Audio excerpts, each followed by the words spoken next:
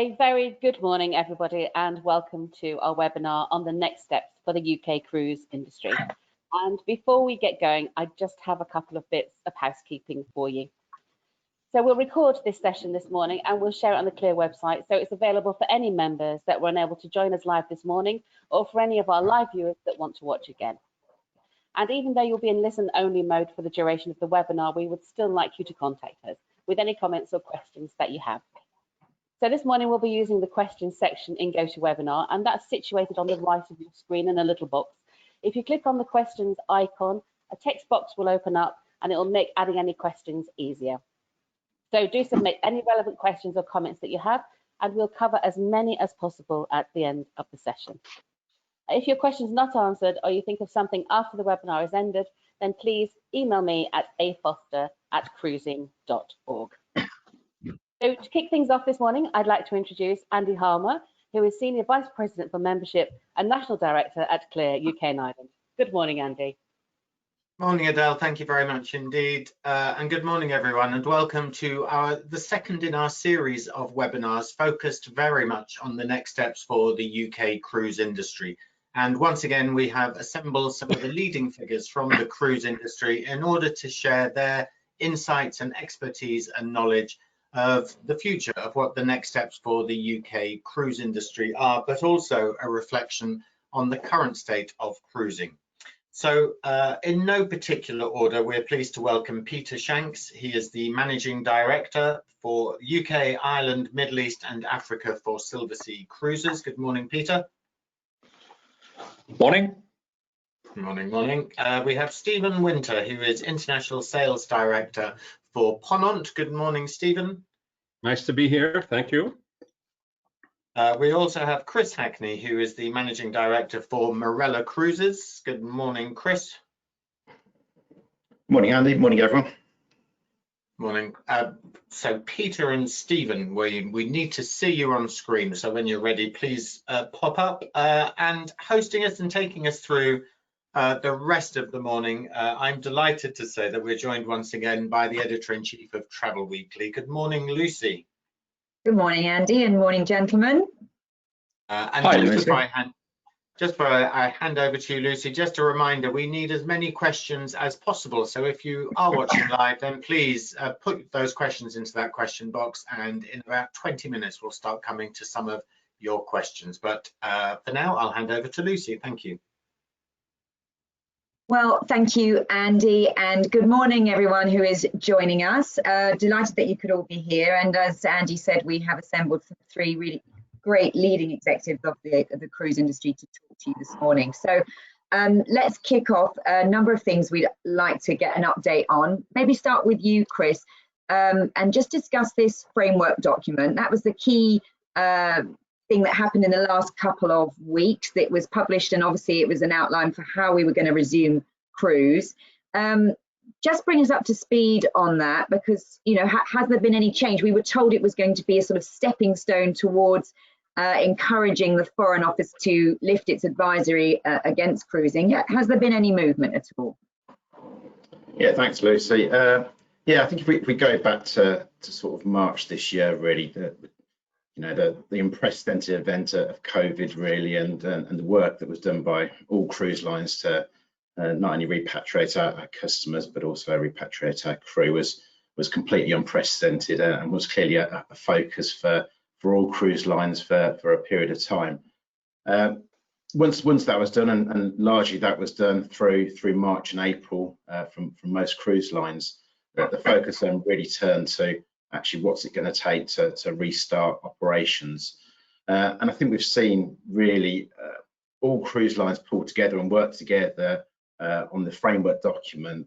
That's been really a collaborative effort, and within conjunction with the Chamber of Shipping, with the support of Clia, I think we've come up with a set of protocols at a high level, really, which sort of help give not only government but the relevant authorities confidence that the measures that cruise lines are going to put in place, really, when the time is right, will allow cruise to restart in a meaningful way.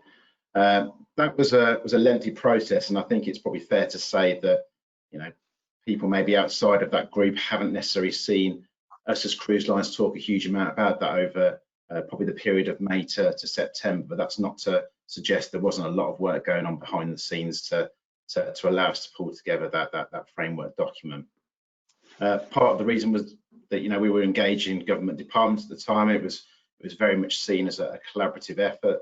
There was no point us putting together a framework document and not having some alignment in terms of thinking with the relevant authorities. And that was a reasonably lengthy process, but I think we got to a stage where, and we saw that with the minister who provided a quote when we published those framework documents, that recognised that it was a collaborative effort and it was very much something that was there for us to allow us to restart our cruise operations. As you said, we all hope that that would be a stepping stone for the FCDO to remove the travel advice that is very specific to cruise. That hasn't happened yet.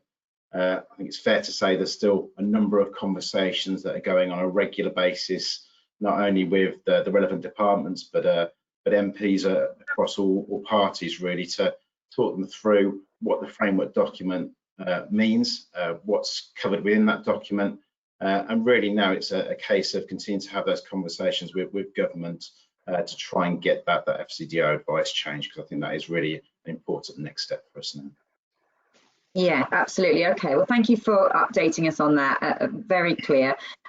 Peter, let's come to you. I think when the document was announced or released, though, people were saying this was very much a sign that we should be very confident that we're moving in the right direction. It was signed off by the Department of Transport, so it was very, as Chris said, a stepping stone, and that agents should start selling with confidence. Do you think that it did give some confidence to the industry? Did you see that there was a bit of an uplift at that point?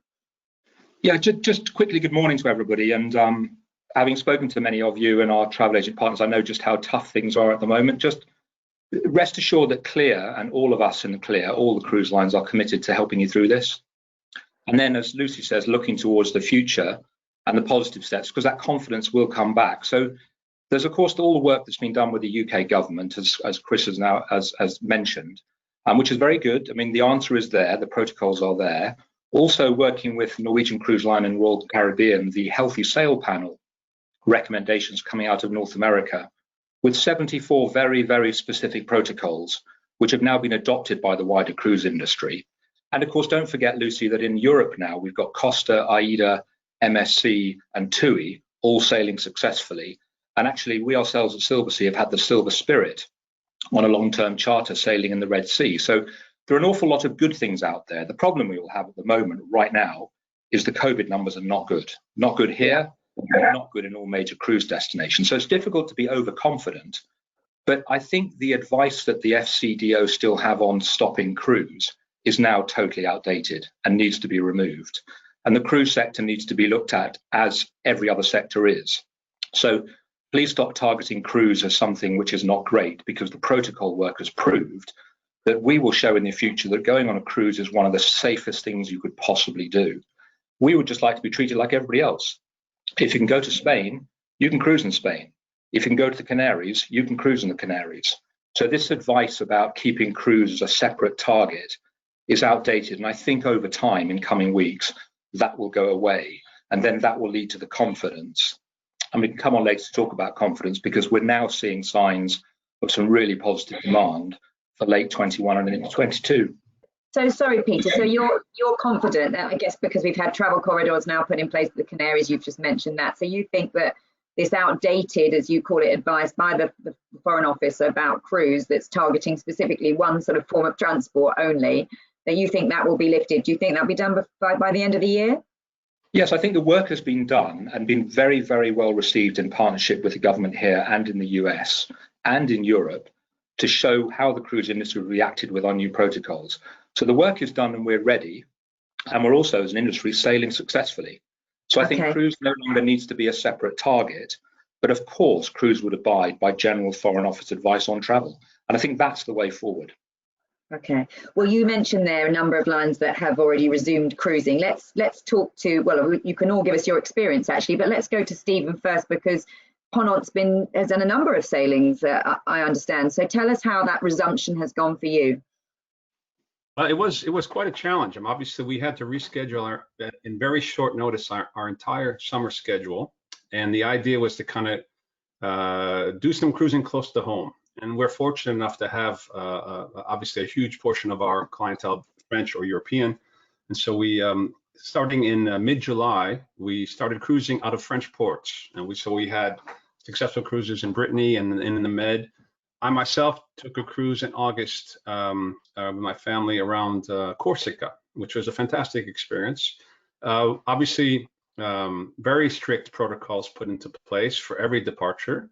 Everyone had to be tested no later than 3 days before their departure and tested again during the course of the ship. There was temperature readings every time we left the ship. There was protocols with masks when you were walking around the public areas of the ship, and everyone seemed to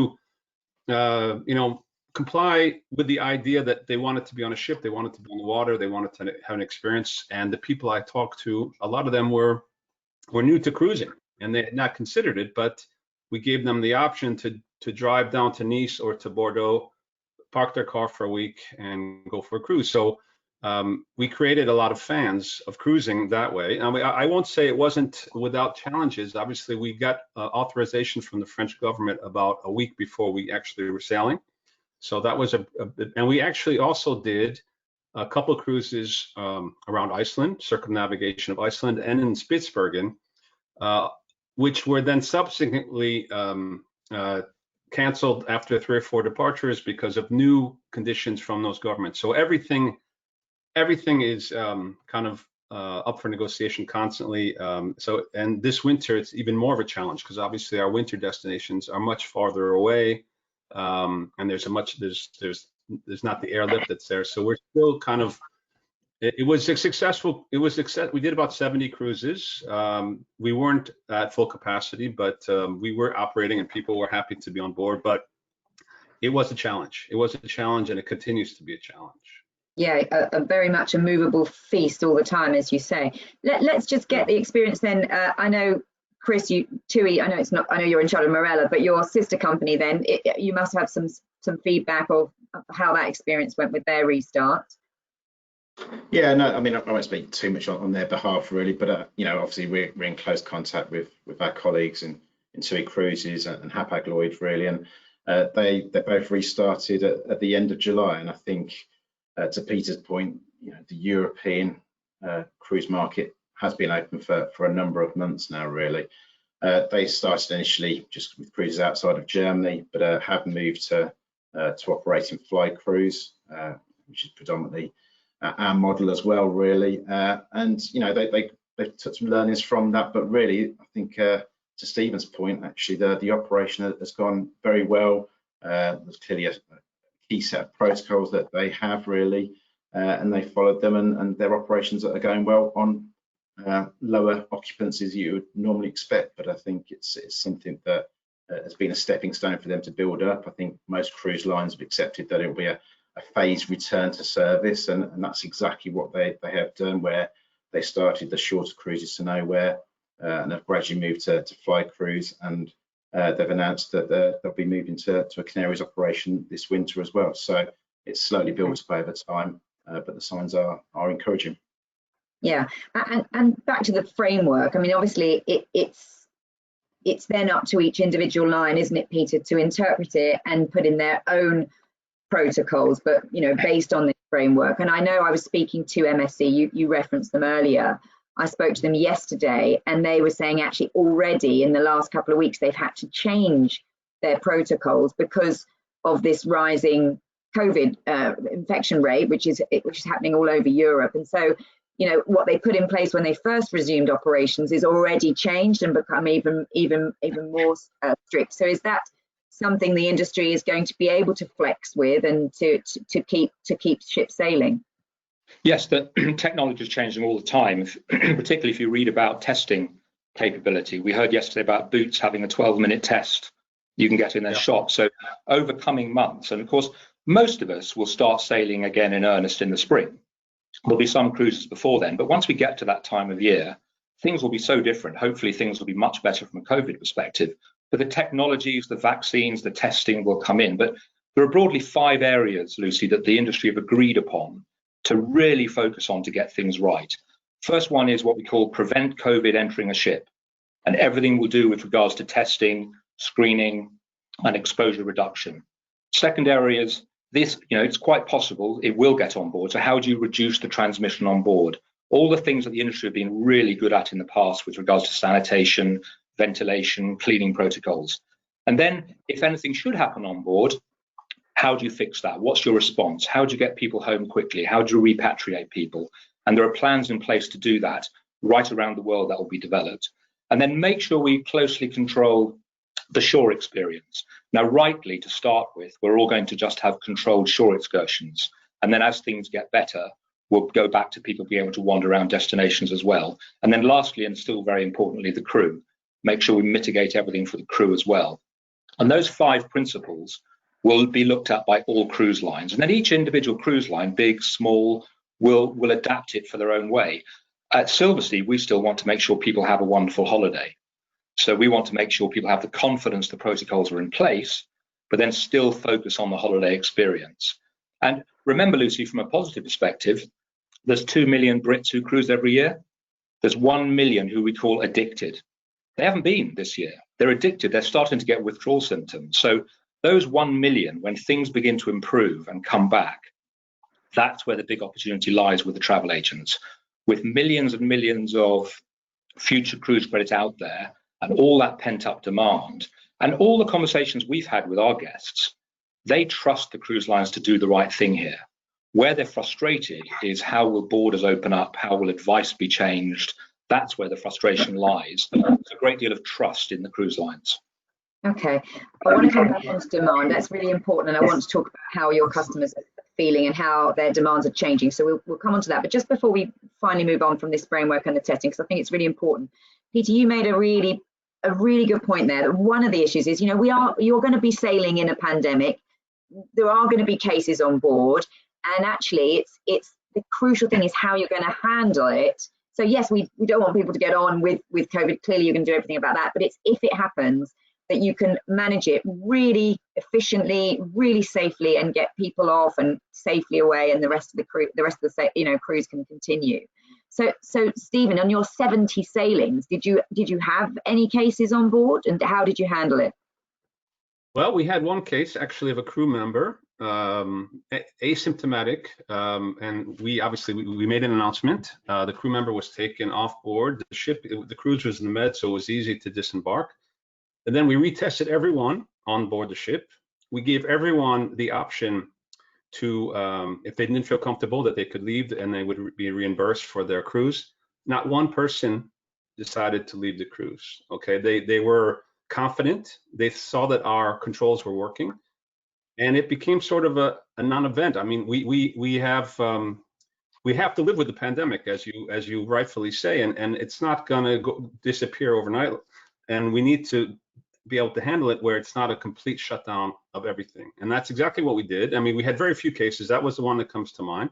The cruise continued, and the girl recovered a few days later, the crew member, and there was, I mean, I don't think, maybe with the cases going up again, they'll be a bit more hesitant, but also in response to that, we have, and I'm sure all of our cruise industry partners around the world have made very flexible conditions for any future bookings. People don't feel comfortable, they need to cancel, very last minute cancellations with full refunds. So, I mean, we're trying to anticipate their needs. We've added to our insurance a clause that says that the insurance will also cover repatriation, hospitalization if you're away from home, in case of COVID in particular. So, we're doing everything we can to make it easy and reassuring to cruise again. But yeah, I mean, there will be many opportunities to test how it works and how these protocols work. But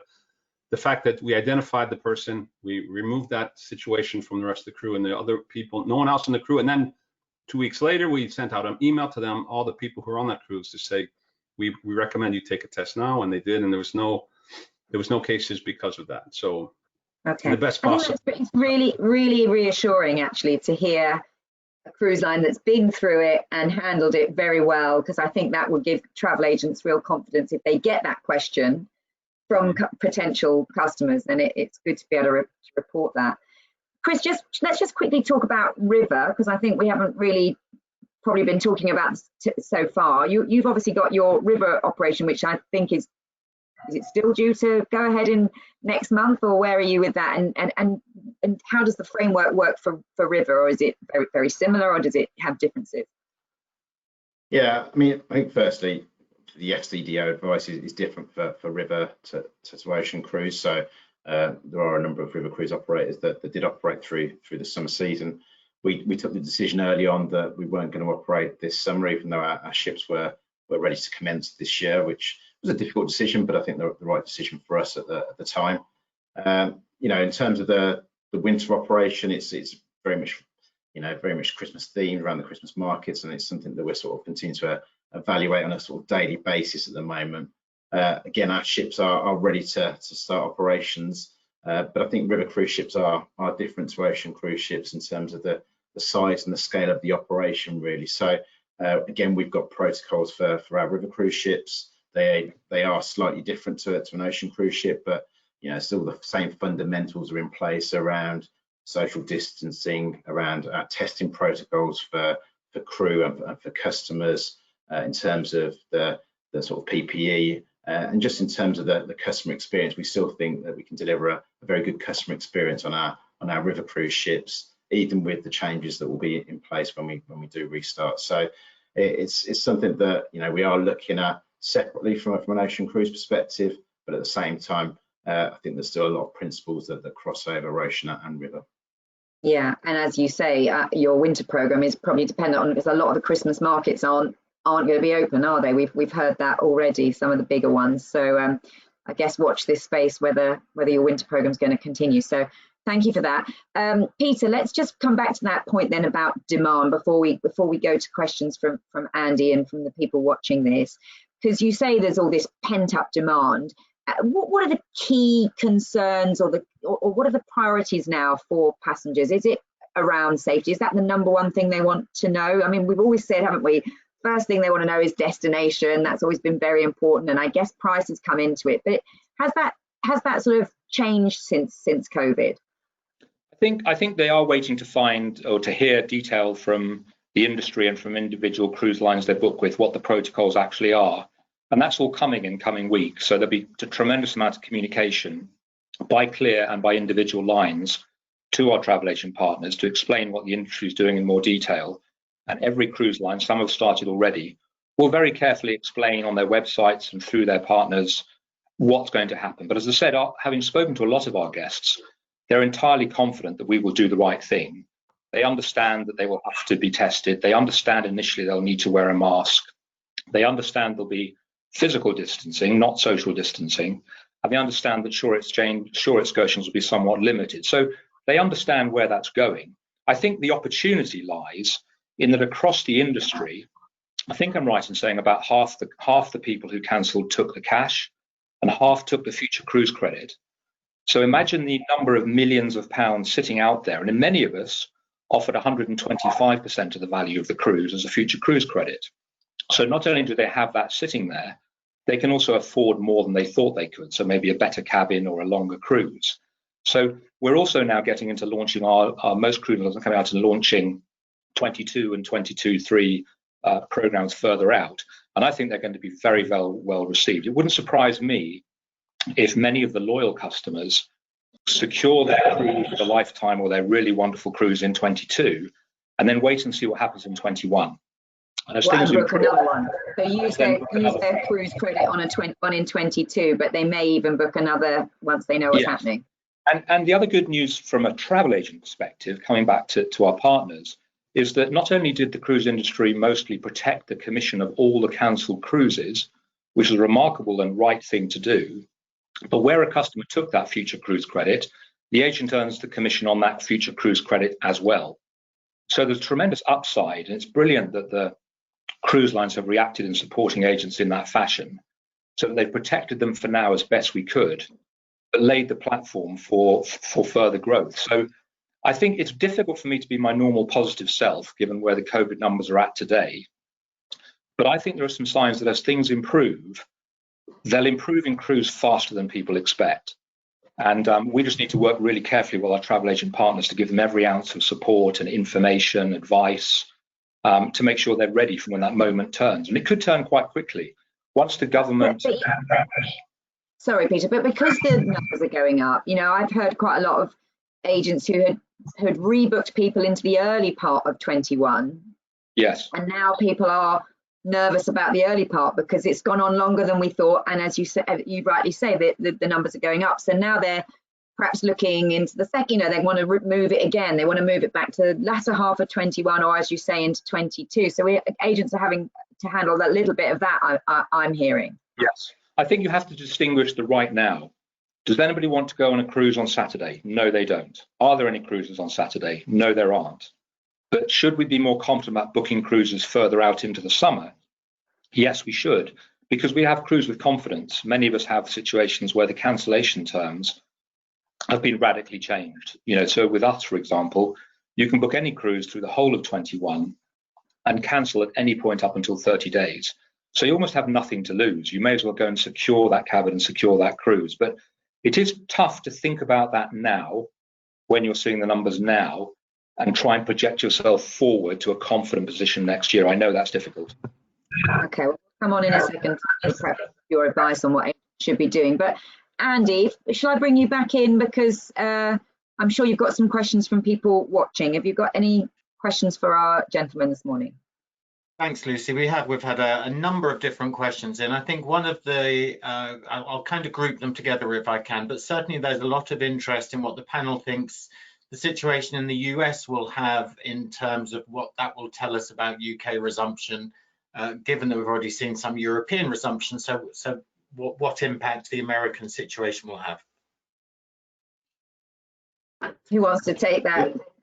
I'm happy to give a view on that, really. I think obviously the CDC have a no sail order that runs to the end of October, really. So I think everyone will be watching closely to see if that's extended or not. I think, you know, it's the UK government have acknowledged that they're speaking to a number of different governments in terms of their approach to the cruise industry. So I think they'll be in dialogue with a number of the European countries, but I think they're clearly in contact with the US CDC as well, really. So I think if that no sail order does expire at the end of October, and there's clearly rumours that may be the case, then I think that can only be helpful in terms of our conversations with the UK government.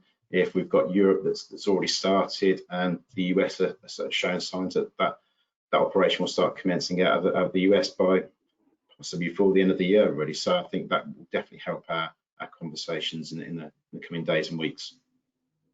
Okay, good. Yes, it's quite possible we'll see Caribbean cruising before the end of the year. I'm sure it'll start slowly, as it has in Europe, and the confidence will build up slowly. But they're facing all the same issues there as we are here. We need this wretched virus to become under control, and then watch the confidence build. So it's slow steps. The industry is certainly not racing. Okay. Yeah, all right. we've kind of acknowledged that we're thankful to have a very strong European market base, and that we're not really anticipating a return to normal from the US or from our Australian partners until at least the end of 2021. End of October 21. Okay. Yeah. All right. But interesting what you're saying, that actually if there's some movement in the States, that might well be, or it will be looked on favourably, we hope, by the UK government. All right, Andy, any other questions? Yeah, certainly, yeah. I think there's a couple of people who are surprised and delighted to hear of the success that Ponant have been having over the course of this year. There's a question around how many ships that means that you've had sailing out, Stephen, and then a more general question about whether it's likely that smaller ships or expedition or river will be the first to restart. Well, I think that's already the case. I mean, in regards to what Peter said about our shore excursions, we went to deserted beaches, small places where we didn't have a whole lot of interaction. It was more of like an expedition cruising. We had, I think we had 6 ships operating. Unfortunately, we'll have less than that operating in the wintertime, it looks like. But yes, I also had interactions with, when I got off the ship, we talked to some of the local people. Some of them were concerned. Some of them were happy to see us back again. I explained the protocol to them of how we were trying to keep things very clean and safe on board. And the overall, I mean, when a ship of the Silversea size or our size comes to a port with a tender or a Zodiac, it's groups of 10, 20, 30 people. It's not the real challenge, and I wish everyone well, but the real challenge I think is some of the bigger ships where you 3,000, 4,000 people. How do you create an onshore excursion for that amount of people in a safe manner? That's going to be the real challenge, I think. And I think, Andy, it'll come back by destination. Back to the point I made earlier, we have to stop thinking about cruise as a thing and talk about advice to destinations. So I think it'll open up by destination. I mean, it's a shame really, because we've had to cancel our Antarctica season this winter. Now, of course, Antarctica is thankfully very safe. And of course, our guests wouldn't meet anybody else apart from wildlife in that region. But to get there, you have to go through South America. And that's not possible at the moment. So I think a lot of this depends upon governments opening up advice, borders opening up, airlines operating. And then in the same way that the rest of the holiday industry can go, then so can cruise, and lose that distinction between cruise and everywhere else. As destinations open up, you can rest assured there'll be ships there. Yeah, and Chris, I know your ships aren't the really big ones, but you do go to the classic ports by and large, don't you, around the Med and other places I know. But unlike the other two who can go to these deserted beaches perhaps a bit more, are you going to be looking at your itineraries, or are you just going to wait till the spring and hope that you can still feature some of those absolute iconic ports on your itineraries? Yeah, I think as Peter said, I think we're going to have to work very closely with governments, local authorities, really, to ensure that we're following the guidelines they're setting out, and we'll have to probably at times influence our itineraries on the back of that, really. So it's going to be this whole pandemic has meant that I think as an industry we've always been very flexible and adaptable. We're going to continue to have to do that on a very large scale, and really sort of work with the relevant authorities to make sure we can deliver something that the customer is desirable from a customer perspective, but operationally it works with what the guidelines are in local destinations. I think in terms of initial cruises, I think in terms of those short excursions and those experiences, really, I think they will be very much a bit more controlled in terms of those operations. It will be experiences that will be done. Customers won't be able to go on probably a short excursion that we operate ourselves, really, so that we can actually control that experience and ensure that we're keeping our customers safe, keeping our crew safe, but also importantly we're working in destinations that we've operated in for a number of years, and we want to make sure that the local population is safe as well, really, and we do that in a manner that's right for all parties. So I think we'll continue to evolve and adapt over time. I think it's going to be something that will move very quickly probably, but I think it's something that we'll have to pay close attention to and really regularly review our approach to things. Yeah, and actually for MSC and AIDA, we reported over the weekend, where they have put in these rules on shore excursions and passengers have not adhered to those rules, they've taken a very hard line and asked those passengers to leave the cruise. So I think that shows that the industry is very serious about keeping its guests safe and upholding its reputation as one of the safest ways to travel, as you said, Peter. Andy, any more questions from the audience? Yeah, a couple more. I'll do one now and wait for the answer, but and that is around the embarkation process. So when passengers arrive at terminals, how will ports be able to handle guest arrival, and will all testing be done pre-arrival or in the port itself? So the Healthy Sail Panel recommendations, as they stand at the moment, because things will improve, say that guests should be tested between 5 days and 24 hours prior to departure, and therefore they have a certificate or proof that they've tested negative. If they feel at all unwell or are worried on the day of departure, then they shouldn't come down to the port, and the cruise lines would obviously then issue a complete refund, etc. And then there'll be further testing at the port, and clearly medical people available at the port. So the aim is to try and make sure that we're very tight at not letting anybody on the ships who hasn't been tested. And as testing technology improves, MSC, for example, have done exactly that. They actually started testing everybody at the terminal before departure. And I think the turnaround time was between 45 minutes and an hour, and that has worked. So we really want to make sure that we test people before they get on the ship to make sure that we have the safest possible environment on the ship itself. So it's about pre-testing to make sure everyone arrives as safely as they can, and you absolutely minimize the risk of people bringing that on board. My experience in my trip in August was we all showed up with our paper or on our phone saying that we had tested positive as within the 48 or 72 hours. There was a staggered embarkation, so there was groups of people told to come at different times so that they still had to talk to a doctor, show the papers, but it became much more manageable because of the staggered starting time of people embarking.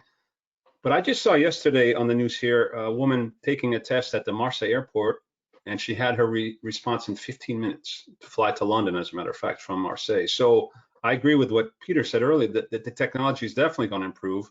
And so that even if people have taken the test 3 or 4 days before they come on board and they're not feeling well, I do feel that we'll have the technology to test them on the spot. And it's a testament to what the cruise industry is doing that I'm not hearing hotels or airlines or other forms of transport coming out with 74 protocols for the industry. No. And that is what our agent partners should expect. We've always been really strong on this, and we're determined to be in the future. And the flexibility of a ship being able to pick up and go somewhere else. We took a ship that was in Spitsbergen, sent it over to Russia in August or in September, sorry, so that the Russians could cruise on the east coast of Russia. And we're doing the same thing in New Zealand. So, I mean, the hotels are struggling, obviously, because we can pick up and go somewhere else and be flexible and be adaptive. And we always have been.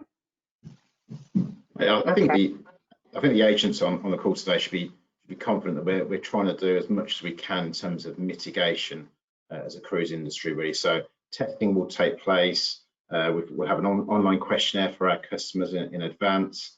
We're developing our technology really to help the check-in process in the terminal as well. So we're confident that's going to be developed in the next month or so and launch, which will speed up that process in the terminals. Customers will be able to submit their sort of credit card in advance for the cruise. So things like that will really speed up that process and really avoid too many people being grouped together in a port terminal.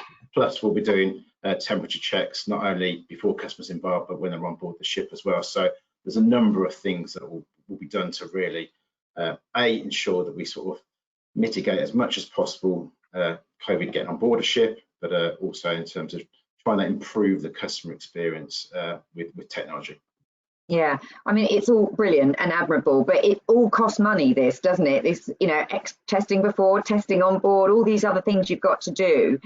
Should agents expect the prices of cruises to go up longer term? I mean, I guess initially you're going to just want people to come on, and try cruise again, but what's going to happen longer term in terms of the cost of a cruise? I don't think this will make a material difference, Lucy. The cruise industry has always had remarkable value for money. I think now you're hearing, amounts of how much a test costs, which are quite expensive. But as I said earlier, over coming months, that will decline. We've always had to invest in protocols and cleaning on board the ship, so that won't change very much. It's just really about doing things smarter and better.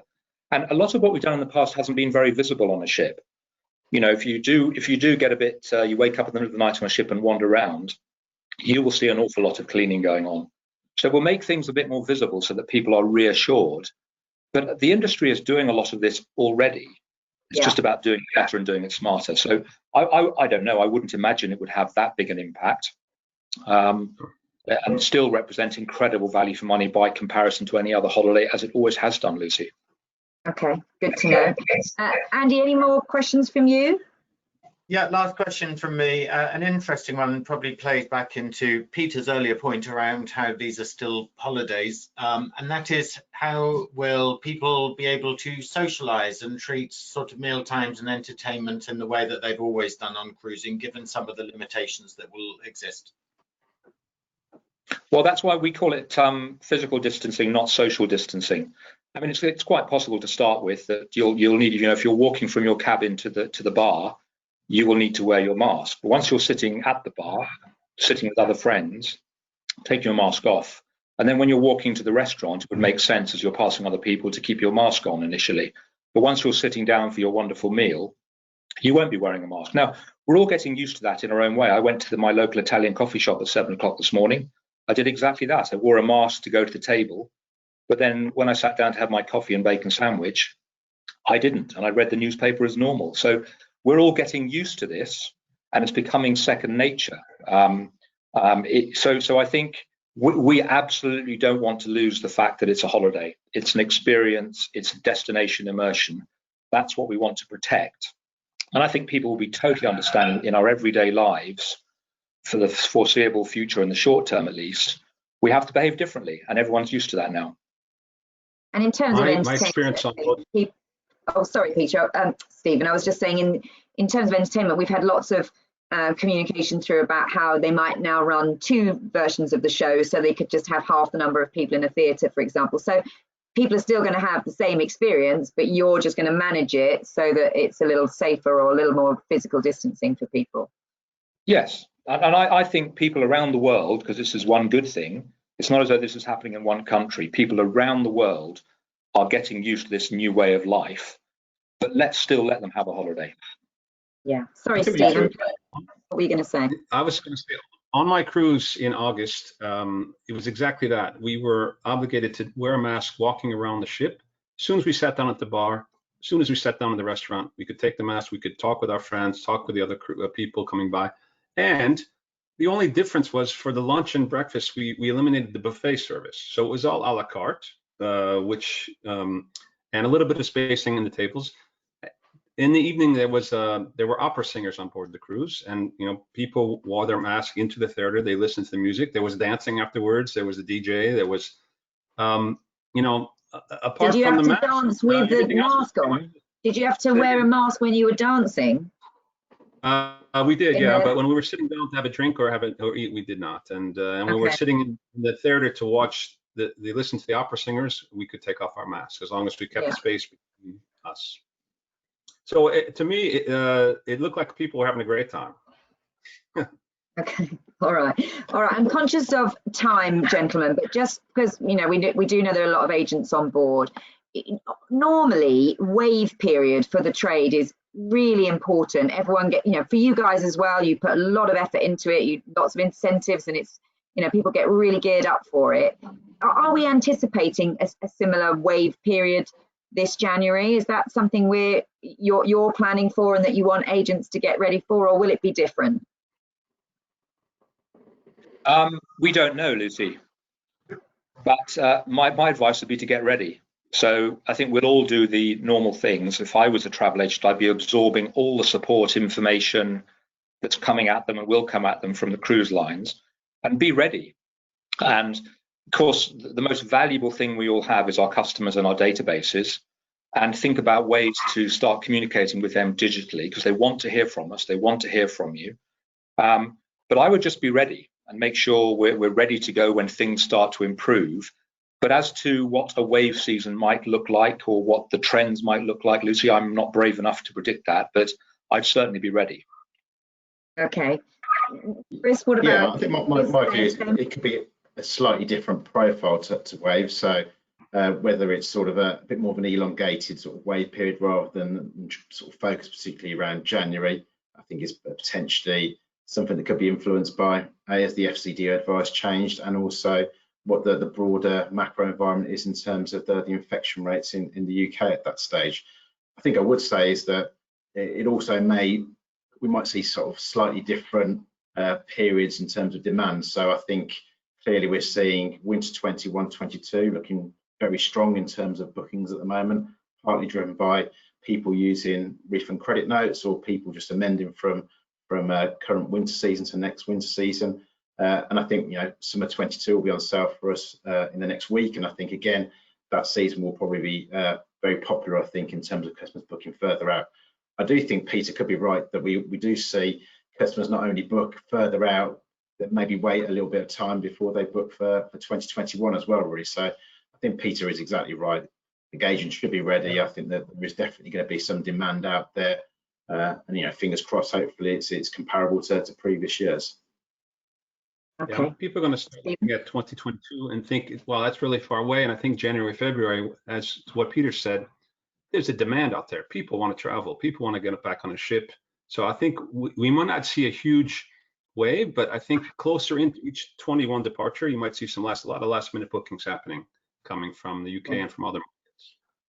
All right, and presumably you're getting yourselves ready as well in case there is that sort of opportunity. So you'll have some offers and some things for the trade if that happens. And finally, just to look a little bit longer out, I mean, Peter, you said it's a very tough time at the minute, and you absolutely acknowledge that. But you're still all building ships, aren't you? I mean, the longer term prognosis for this industry is strong, and there's lots still coming down the line. I mean, Peter, you've got lots of ships on order. We took delivery of Silver Origin, and she's waiting in Galapagos. And you'll be hearing something fairly exciting on Friday with regards to another ship arriving into our fleet. So yes, we're still all there with our growth plans. We have 5 new ships coming at Silversea. And if you project yourself, and it's difficult to do it in today's environment, 2 to 3 to 4 years down the line, then I think our travel agent partners will still be rewarding through supporting an industry that's giving them lots of addicted customers and the opportunity for lots of newcomers. Initially, it'll be about repeaters, and then the newcomers will come back. But no, longer term, it's still all to play for, Lucy. Okay, and the other two, you've got growth plans as well. Well, I know you're retiring the Marella Dream, aren't you, Chris? But obviously with your growth into river and everything, you're still looking very much ahead for this sector. Yeah, exactly. We've looked at our sort of fleet plan at the moment. Really, I made some changes this year, but to Peter's point, I'm very confident about the future for the cruise industry. It's been a growing industry over the last 5 years. Clearly, this pandemic has changed things this year.